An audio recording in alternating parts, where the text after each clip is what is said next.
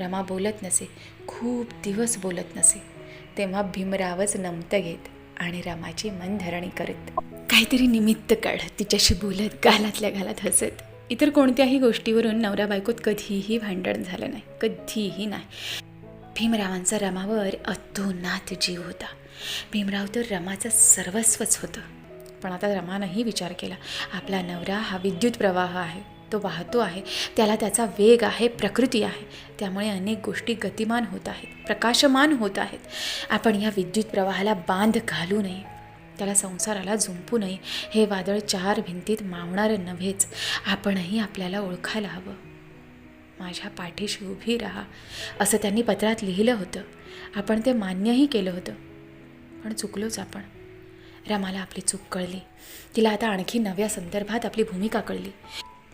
भीमराव हे प्रकरण आपण समजतो त्या पल्याडही